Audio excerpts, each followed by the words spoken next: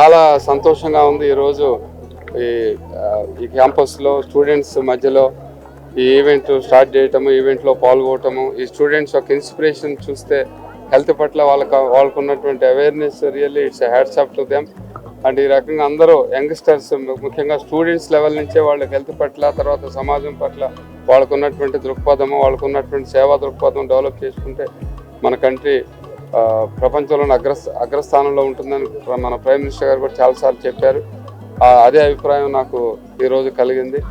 And ఇక్కడ ఉన్నటువంటి students అందరికి కూడా గుడ్ లక్ చెప్తున్నాను. Thank you. స్టూడెంట్స్కి అవేర్నెస్ ప్రోగ్రామ్కు మేము అన్నిటికీ అంటే క్లినికల్ ట్రయల్స్ మెయిన్గా ఏంటంటే ఇండియన్ ఫార్మస్యూటికల్ కాంగ్రెస్ వస్తుంది కదా, ఇంకో 12 days ముందు వీళ్ళకి యాక్టివేట్ చేయడానికి, అందరినీ గేరప్ చేయడానికి టోటల్ 28 countries వాలంటీర్స్ అందరినీ మేము ఇన్వాల్వ్ చేశాం. కాబట్టి ఐపీసీ ముఖ్య ఉద్దేశం ఏంటంటే Indian pharmaceutical Congress main objective to promote the important pharmaceutical information to the all pharma scientists and industry representatives, academia and all important retail and wholesale people also, how the pharmaceutical students are taking lead with respect to patient safety మీద మేము discuss చేస్తాం.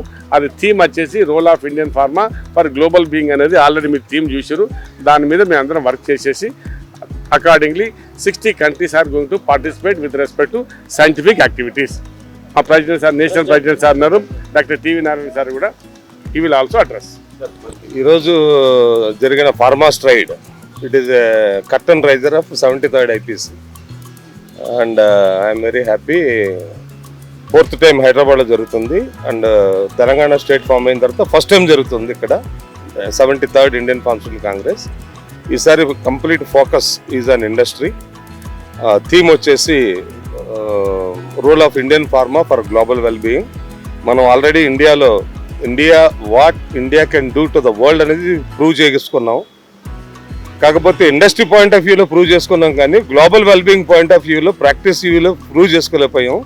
దాని యొక్క main theme అందుకని ఇక్కడ ఇది పెట్టడం జరిగింది.